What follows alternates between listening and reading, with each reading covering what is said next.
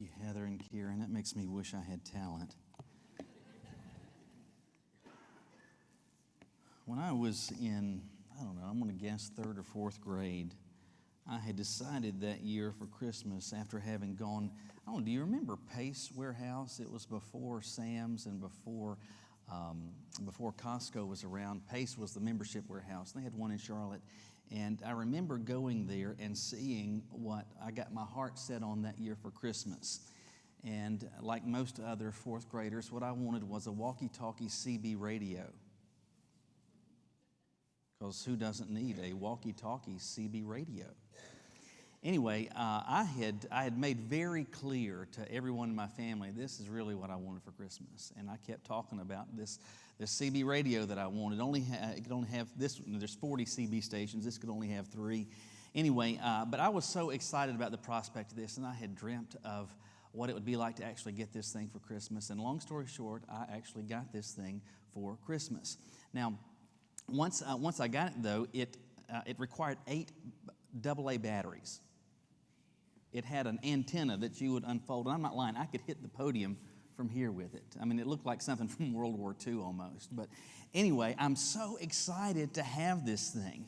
And I have been thinking about this for months. I have been asking for months. And finally, now I have this. And I'm going to go to channel 19 because that's where the truckers are. If you're in 4th or 5th grade, you need to brush up on your profanity. So you need to get on the trucker station. And so anyway, I'm so excited to do this. And my dad says something to me about needing a handle. Like, well, what's a handle? Well, it's your name that you go by. And I have no idea where this came from, but long story short, I very quickly settled on Dead Dog. So I'm 3rd, 4th grader. I got my little CB walkie-talkie. My name is the Dead Dog. And now I have watched enough Dukes of Hazzard that I know a little bit of CB lingo. So I can do some breaker, breaker, 1-9. Anybody got your ears on? If you got teenagers, you can explain to them the glories of this later. But anyway, so here I am breaker, breaker, 1-9. Anybody got your ears on? And if somebody responded back to me, I was like, yes, yes. I've dreamt of this moment. I've wanted this walkie-talkie. I've got it. I wanted a handle. Now I've got it. I want to be able to talk to somebody. Now I can. I am talking to somebody, and now I have no idea what to say. You got your ears on so that I can, I don't know. I had been thinking about all of these other aspects, but not giving any thought to what it was like when I would actually be experiencing what I wanted to be experiencing. Hold that thought for a moment. We are in a series looking at the life, at least a segment of the life of Daniel. And we're in this series that we're called Life in Babylon. And Babylon for Daniel represented being in a culture that was headed this way when God was that way. And likely you realize our culture is really no different. And if you're a follower of Christ and you take your relationship with the Lord seriously, you are swimming upstream and you are swimming against the drift, the torrent of culture that is not leading you closer to God, but seeking to push you further away from Him. And one of the things that hopefully you aspire to, that you want to see happen is this, that as a follower of God in a culture that is headed in the opposite direction, you want not just that you have a relationship with God, but you want God to be working in your life. Sincerely, I hope everybody that is here today, you really would like to see the God who made you actually use you. Actually use your life to count. Actually use you as part of the process of reflecting Him to somebody else. I hope everyone here today has that as their aspiration. If you don't, I hope that God uses even this statement now to help bring some conviction so that that's your desire. I would like God to use me. I want God to use me. But here's the thing. A lot of times we can think about that and we can think about some of the things that are involved. I need to make sure that I'm clean. I mean, that if there's sin that's in my heart, that I've confessed that to the Lord, that I'm regularly talking to Him, that I'm seeking to grow, and I'm spending time with Him. I'm spending time with those that are part of the team and part of the family. All of these things I'm doing, preparing for God to use me. But what do I do when He actually starts using me? You know, so many times we like to think about, and we spend so much effort on the first step, and we don't think about the things that are to follow. I think that's one of the reasons the divorce rate is so high in our country. We have so many people that are busy super committed to planning a wedding, but they're not planning a marriage. And they spend all this time thinking about that day without thinking about the years that are to follow. Hopefully, as a follower of God, you want the first step for God to begin to use and work through you. But here's the question. Once He begins to do that, what should I do as He begins to work through me?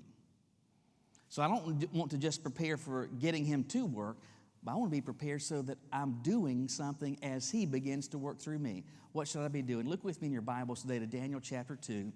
Daniel chapter 2. We're going to pick up midstream here, starting in verse 45. We're going to back up and get the context. Daniel chapter 2, starting with verse 45. Daniel is concluding a statement to the king, to the Babylonian king Nebuchadnezzar, and he says, "You saw a stone break off from the mountain without a hand touching it, and it crushed the iron, bronze, fired clay, silver, and gold. The great God has told the king what will happen in the future. The dream is certain, its interpretation reliable." Then King Nebuchadnezzar fell down, worshiped Daniel, and gave orders to present an offering and incense to him. And the king said to Daniel, "Your God is indeed God of gods, Lord of kings, and a revealer of mysteries, since you were able to reveal this mystery." Then the king promoted Daniel and gave him many generous gifts. He made him ruler over the entire province of Babylon and chief governor over all the wise men of Babylon.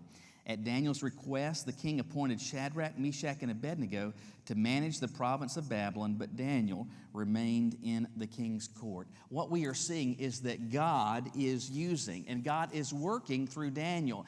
And as He is working through him, it seems pretty clear that Daniel was prepared even for that moment as God began to work through him. And I think from him we can learn some lessons and ultimately answer the question, what should I do as God begins to work through me? First thing I need to do is this. I need to make sure that I give credit where credit is due.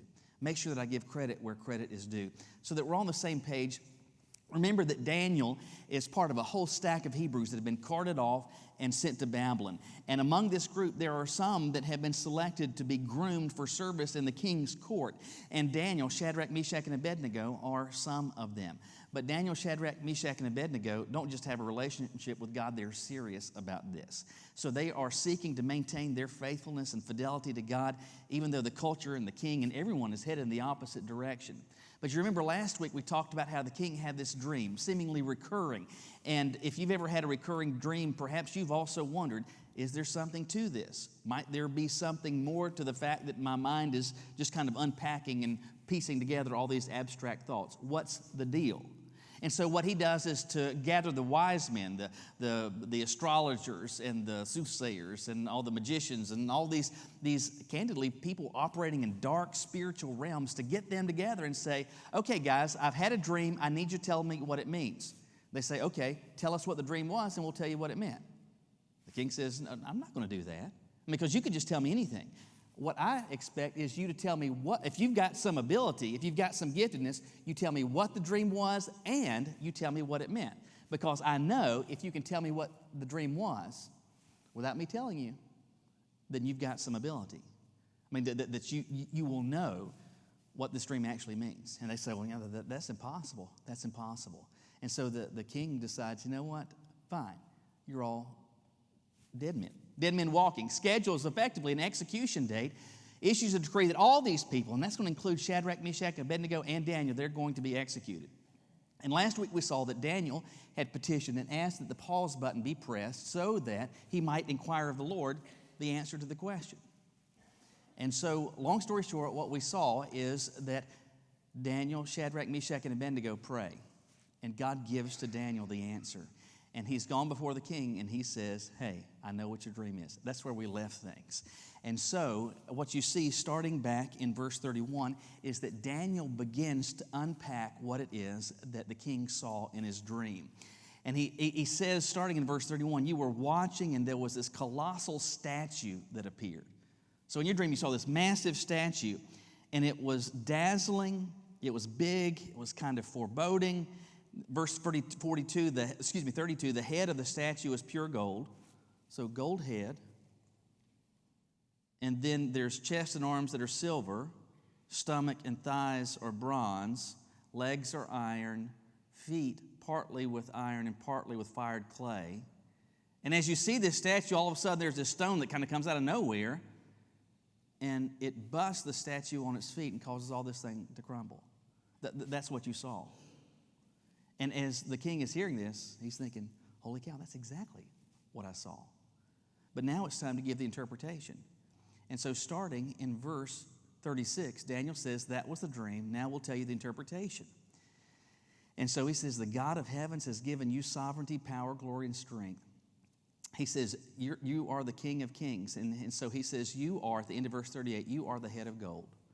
And then he says, after this, another will rise after you, another kingdom inferior to yours that is silver, another third kingdom of bronze that will rule the whole earth, a fourth, all the way down to the feet of this statue, mixed iron and clay.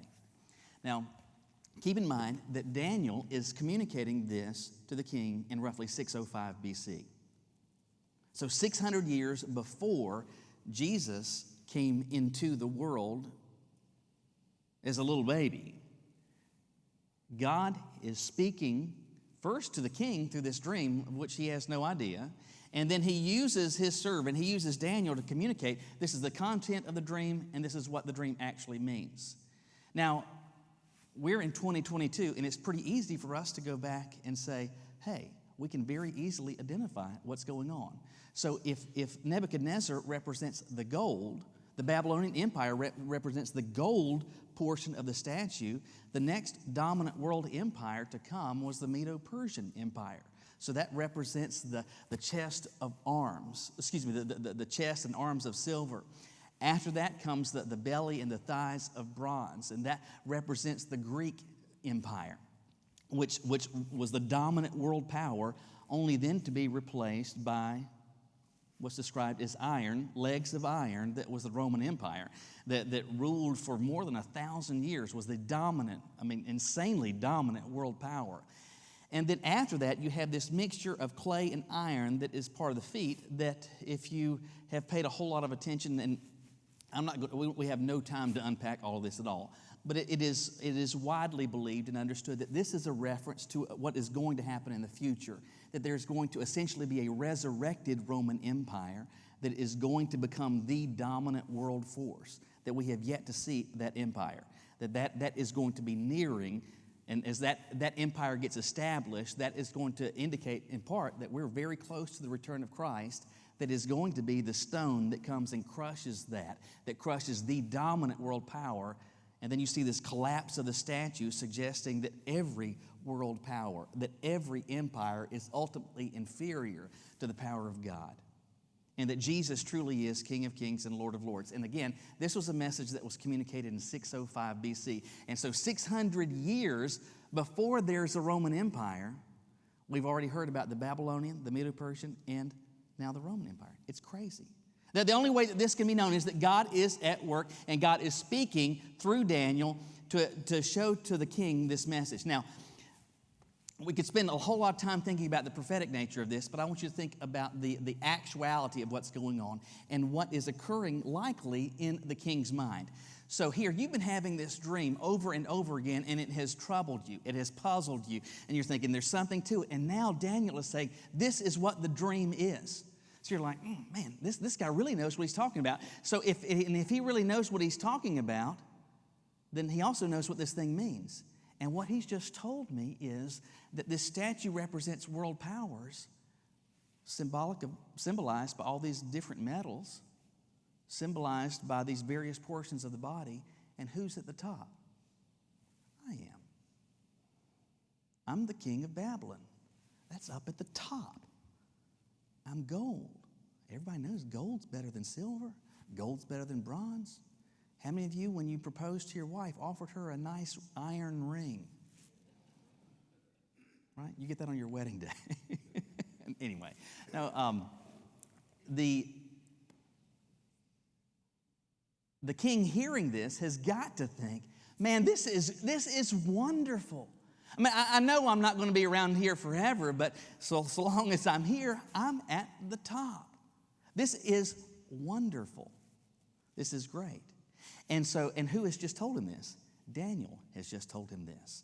And so if you have just answered and resolved this great mystery that the king has experienced, and along the way communicated to him what is going to be understood by him to be particularly good news, how do you think he's going to feel about you? Well, he's going to feel pretty favorably about you. He's going to feel very favorably towards you. So what does that mean? Well, it means that Daniel is getting ready to experience potentially a great payday. He has demonstrated his benefit to the king. He's demonstrated his giftedness. He's demonstrated his insight when no one else in the entire empire could do this. And so when there is this opportunity for him to just take all the chips off the table and shove them in his pocket and just allow his star to rise and allow his name to become great in the Babylonian Empire, what does Daniel do? Look at verse 45. He says, the great God has told the king what will happen in the future. Now this is Daniel's opportunity to say, I'm telling you, this is it. But he doesn't do that. What does he say?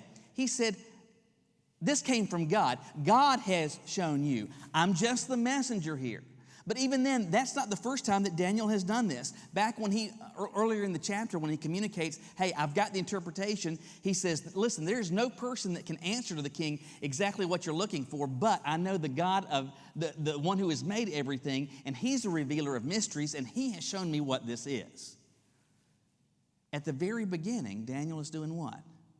He's directing the focus not toward himself. He's directing it towards the Lord.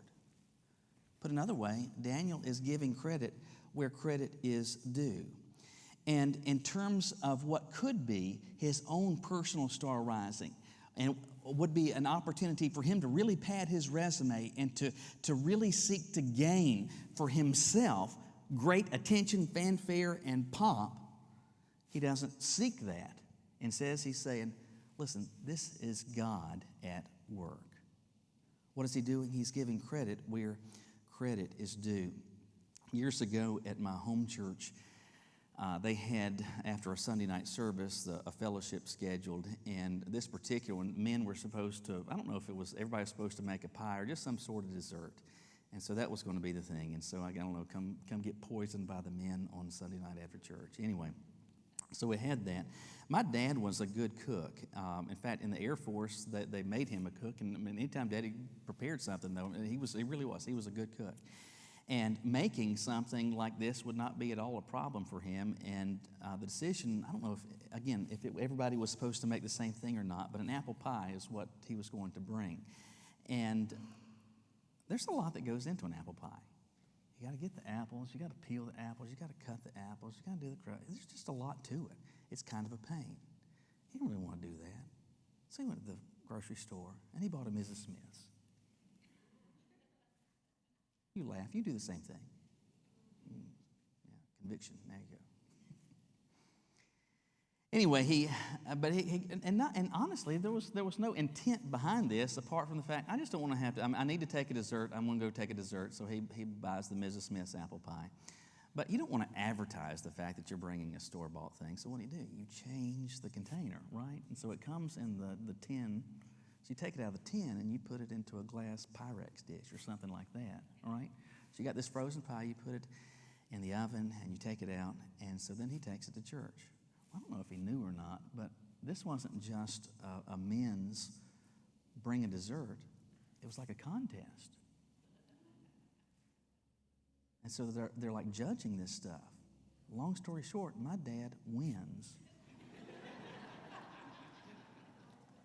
with a store-bought pie. I did his funeral in August of 2020. I should have announced at the funeral, by the way, you were all beat. But not only did my dad not say anything, my mom didn't say anything, my sister not, none of us. Mom's the word. I mean, it's a whole lot of dynamics because you don't want to be, you got some of these people, this is grandma's secret recipe, and she got beat by Mrs. Smith's, right? Anyway, but nobody said anything. And I'm sure there may be somebody, perhaps even to this day, that if they think about my father, if the name Terry Owens comes to mind, they think, man, Terry Owens, he made a good pie.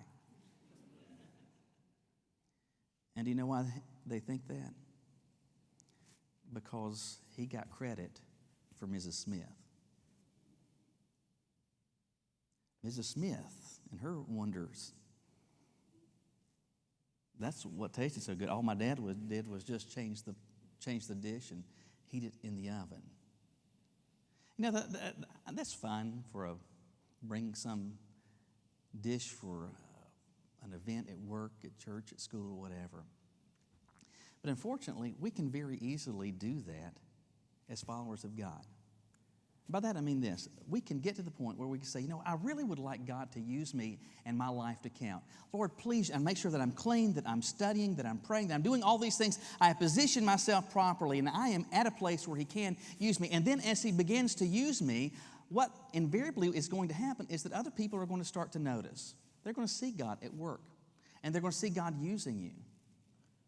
But what they might begin to do along the way is to say, man, you're such a good this. You're so good at that. And begin to elevate you and your stature. And you know what we can very easily do? We can keep our mouths shut. And what happens is that our personal stock is going up and the attention is being drawn towards us. The focus, the light on us is getting brighter and brighter. But I'm telling you, what we need to decide to do and plan, not just for God to work, but as He begins to work, you know what I'm going to do? My aim is not going to be for my star to rise. The aim is not going to be for my name to be great. I want to deflect that attention to the one who is at work. I want them to know this is God at work. You see Daniel doing that here. He says, the great God has told the king, this is not about me. And why do you think he does this? Because look at verse 47. This is Daniel's aim. The king says to Daniel, this is a Babylonian king. This is a guy that doesn't know God, that doesn't worship God, that doesn't have a relationship with God. And what is he saying? Your God is indeed God of gods, Lord of kings, and revealer of mysteries. What's happening? This pagan, this guy who is completely separated from God, is starting to see that there is a God who is real. Why? Because Daniel is giving credit where credit is due. Daniel did not have to do this, but he is intentional in making sure that in ways small and great, that as God begins to work, that he is along the way, not just at the end, not just the beginning, but he is saying, listen, this is what God is up to. If that is your goal, if that is the aim, that you want people to see him, then you're going to have to be intentional in doing this. You know, so many times what we can do, and regularly, school's getting ready to start, colleges have already begun. One of the things that can happen, though, is, for example, if you're having to write a paper, one of the things that's going to be very important to do is that as you're reading the works of another author, as you begin to include their ideas or their words in your paper, what do you need to do? You need to make sure that you cite them. Why? Because failure to do so is what? It's plagiarism. It's academic dishonesty. You are taking credit for what is ultimately someone else's. Listen, we're talking here about spiritual theft and spiritual dishonesty. And if God is working through you, make sure that you are giving credit where credit is due. Well, what's involved in this? It's very simple. Maybe it is that God provides you a new opportunity. Maybe we've talked about some new Sunday school classes that are going, and maybe a parent or maybe a participant says to you, man, I'm hearing great things coming from this Sunday school class, and people are really responding well. Thank you for doing so much. That you just take that as an opportunity to say, listen, God has just given me the opportunity and He's guided my steps, and I'm just grateful that He's using me. Something as simple as that, what does that do? It takes the attention off of you and puts it where hopefully you want it to be. Hopefully, that's where you want it to be. Now, if you're interested in your star rising, if your name being great, then just keep your mouth shut. Take credit for what He's doing. And the more that you take credit for what He's doing, do you know what I think you'll begin to see? That God decides that He's not interested in using you because He's not interested in demonstrating your greatness. He's interested in demonstrating His. As God, even before He begins to work, you need to be prepared for when He does. Make sure that you give credit where credit is due, but you need to do something else. And that's it, this. Seek to maximize kingdom influence. Seek to maximize kingdom influence. As Daniel has told the king the interpretation, he has said, this is what this is what God has done. And at the beginning, he said, God has revealed this. This is what the great God has revealed. And in verse 47, the king is praising Daniel. But then you see in verse 48 that the king promoted Daniel and gave him many generous gifts. This happened not because that was Daniel's aim. And do not misunderstand at all what's going on here with Daniel. He is the beneficiary of God working in his life. He was able to experience material blessings. He's able to get position. He's able to get prominence. He's able to experience all of these things. Why? Because he wasn't shooting at that. That's not what he was aiming at. He was aiming at demonstrating the greatness of God. And as he sought to demonstrate God's greatness, what happened as a rippling effect is that Daniel gets blessed. And so what we are told in verse 48 is that Nebuchadnezzar made Daniel ruler over the entire province of Babylon and the chief governor over all the wise men of Babylon. This is the dominant world power at this point. And if you've got a world power, you need to make sure that you keep control over that. And so one of the ways you're going to do so is to take the whole and to divide it into smaller sections. And so you have these various provinces. And so in the kingdom, in the empire of Babylon, which province do you think is the most consequential? It's the province of Babylon. And who's placed in charge of that? Daniel is. So in the closest proximity to the king, in the closest proximity to the seats and the places of power and influence, Daniel is the guy that is now made governor over all of this. But what does he do? At Daniel's request, he appoints Shadrach, Meshach, and Abednego to manage the province of Babylon with him. Understand, there is nothing here that Daniel had to do. Because he has just demonstrated to the king, I have great value. I have great uniqueness. I can give the king answers that no one else can. I can speak for the Lord into your life in ways that no one else can. Nobody else has demonstrated this ability. And he could have maintained a monopoly on his uniqueness and his particular giftedness and his particular specialness to the king, but he doesn't seek to do that. He's bringing others along with him. He could have kept his mouth shut. And in doing so, he could have maintained a particularly unique status. But he doesn't seek to do that. Instead, he's bringing along Shadrach, Meshach, and Abednego. Why do you think he's doing that? It's very simple. Daniel sees that God is using him, and it's beginning to have an impact. And what does he want to do? He wants to maximize that impact. Over the years, I can't tell you how many times I have been to a nursing home or retirement center or assisted living of some sort, and many times when you're going to pay those visits, whoever you're going to see, they may not be in their room. Sometimes they could be in the dining room. Sometimes they're in the activities room. And if you find someone in the activities room, oftentimes what you'll do is discover that they're playing bingo, right? A whole lot of bingo being played at nursing homes and assisted care facilities, and sometimes they're playing for something. I remember there's a lady I used to care for. They would play for a quarter, and so if you won bingo, you'd get a quarter, and sometimes it's candy or just something nominal. And very easily, though, we can hear bingo and think, man, that's just something that old people do. That's just something that happens in the nursing home. But you know what the truth is? We all love bingo. We just do. You can take a young person, you can take an old person, you put somebody in the room, and you don't have to dangle much out in front of them. It could be a quarter, it could be a piece of peppermint candy, it could be even nothing. There is something about the thrill of saying bingo. I don't know what it is, but there's something, God has wired us that, man, that releases something in our brains, it releases endorphins or something in such a way that, man, that really feels good to say bingo.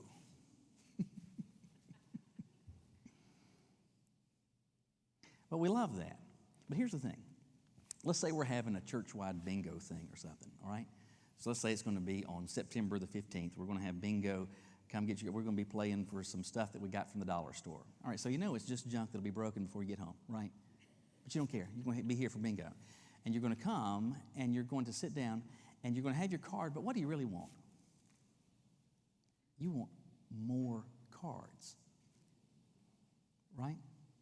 I mean, and sometimes you've seen people, these almost professional bingo players that look like a whole table full, and they're doing like this. But you at least want 2 or 3, right? Why do you want multiple bingo cards? Because you want to maximize the opportunities for success. And if I just have one, I've got one chance. If I add 3 more cards, I have increased my chances of winning by 300%. That's a big deal. We need to think about the ways in which God uses us as He begins to work through me, as He works through you, as He works through this church, as He works through us, that what we need to seek to do is to maximize that influence. Instead of people thinking, oh, we're so wonderful, we're so special, we need to be intentional in making sure that there are others that we're bringing alongside us, because now what we have in Babylon is not just one influential guy. We've got 4 people at the top of the leadership in the most significant province in the entire empire that are committed to God and His ways. So we could have one person, or we could have 4. Now, think through the calculus of Daniel. If it's just one, he's really special. If it's 4, well, then the uniqueness gets divvied up a little bit. But Daniel, why does this happen? By a fluke? No, it's because he's intentional. He's intentional in seeking to maximize kingdom influence. I hope you see between these two things that there is a common denominator, that there's a common thread. And maximizing kingdom influence over personal influence, and giving credit where credit is due as opposed to taking it myself. Do you see that there's a common thread? The common thread very simply is this. The aim is not to make me bigger. The aim is to demonstrate His greatness. Daniel gets blessed by God, and he's used by God in significant ways because Daniel wanted to demonstrate God's greatness. If people liked him for it, fine. If they didn't, fine. If he got blessed in this life because of it, fine. If he didn't, fine. But ultimately, his commitment was, I want to make much of him. And interestingly, as we seek to make much of him, he tends to make much of us. What we need to understand very simply is this. God is absolutely for you.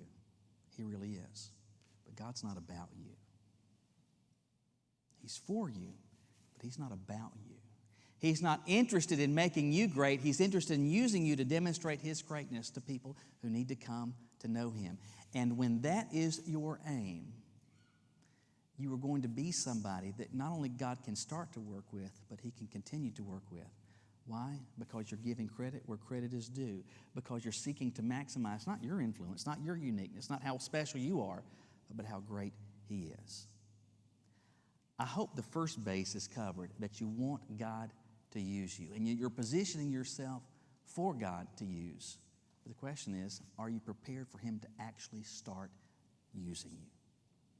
Will you bow your heads with me?